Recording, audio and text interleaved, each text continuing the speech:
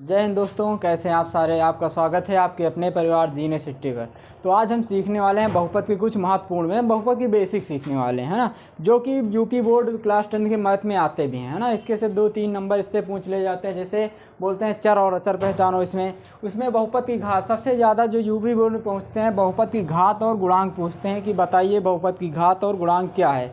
एक नंबर बहुविकल्पी में। और बहुपद को पहचाने कैसे, बहुपद है या नहीं। तो आइए सीखते हैं। सबसे पहले चर और अचर की बात करते हैं। किसकी बात करते हैं? चर और अचर। ये चर और अचर क्या है? चर है और एक हमारे पास अचर है ना। तो चर अचर क्या है? तो जो चर है, जैसे हमारे पास ABCD, मतलब चर का मतलब चर होता है जो घटता बढ़ता रहता है, स्थिर नहीं रहता। जैसे कहीं पर लिखते हैं 2x, कहीं पर हो जाता है 10x, कहीं 20x, यानी जो है जैसे चर है 2x हो गया।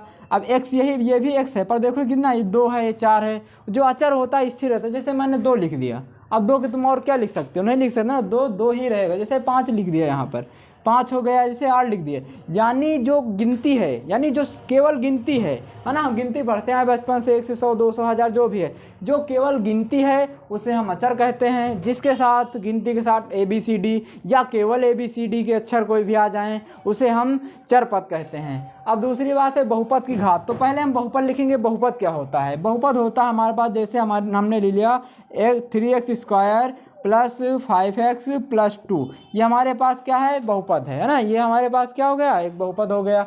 तो ये बहुपद है ना, यही बहुपद है।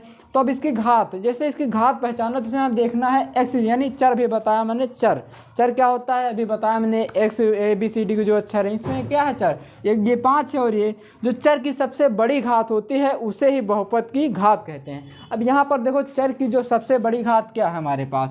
चर के सबसे बड़ी घात क्या है? ये चर है ना। देखो 3x क्या है? 3x² चर है। अब इसके सबसे बड़ी घात क्या है? 2।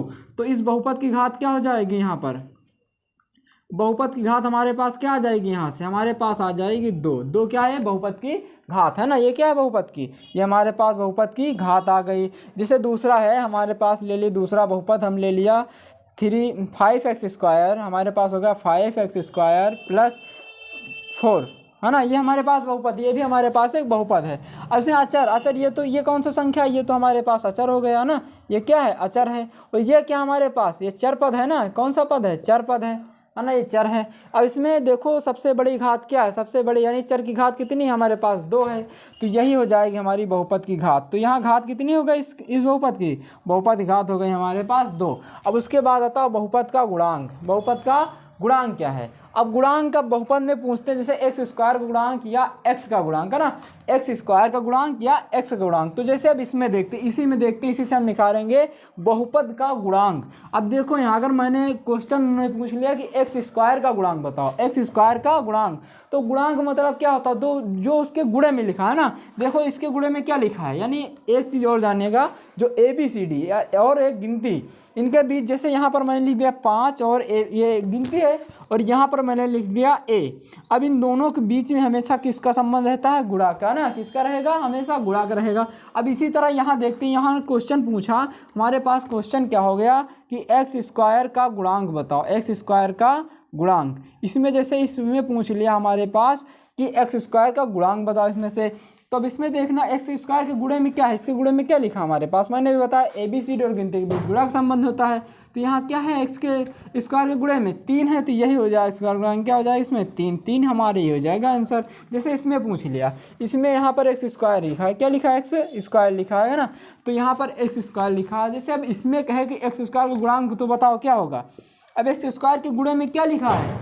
5 लिखा है, यही होगा हमारा इसका आंसर। यानी इस बहुपद का कितना गुणांक हो जाएगा? हमारे पास 5 हो जाएगा। उसके बाद बहुपद को कैसे पहचाने? बहुपद क्या होता है? बहुपद भी कई प्रकार के होते हैं। जैसे बहुपद में द्विघात बहुपद हो गया, त्रिघात बहुपद होगा। तो मेन बहुपद, जैसे मैंने द्विघात लिखा, तो अगर बहुपद की बात करें तो अगर जो ये अचर है ना, चर जो है, अगर इनकी घात पूर्ण है, पूर्ण मतलब क्या है? जैसे 1, 2, 5, 8 कुछ भी हो, पर जैसे पूर्ण घात होनी चाहिए। जैसे 1/2 ना हो, जैसे 1/2 आ गई, है ना, 1/3 आ गई। अगर ये घात लगी है तो क्या हो जाएगा? बहुपद नहीं। तो जैसे देखते हैं हमारे पास, जैसे ये है, क्या बहुपद है कि नहीं? देखो यहाँ इसकी घात कितनी है? 2 है।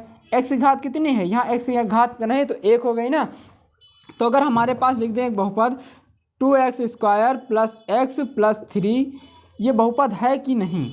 तो अब इसमें देखना है हमें चर पद की घात। तो इसके देखो घात कितनी है, पूर्ण है, 2 है। मैंने इसके बताया नहीं कुछ घात नहीं लगे तो उसके ऊपर कितना होता है, 1, यानी ये भी पूर्ण है।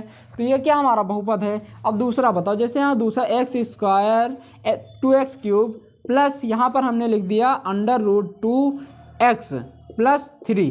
तो ये बहुपद है कि नहीं। तो देखो इसकी घात कितने है, 3, यानी पूर्ण है, गिनते हैं ना 3। इसकी घात कितनी है, देखो ये रूट से अभी बाहर है, कहाँ, √2x है, √2 अलग है, x अलग है ना। अगर यहाँ x का गुणांक पूछे तो क्या हो जाएगा, √2 हो जाएगा। तो इसकी पावर कितनी है, 1, यानी ये भी पूर्ण है, तो ये भी हमारा बहुपद हो गया। अब दूसरा, जैसे यहाँ मैंने एग्जाम्पल ले लिया 2x² + √3x + 4।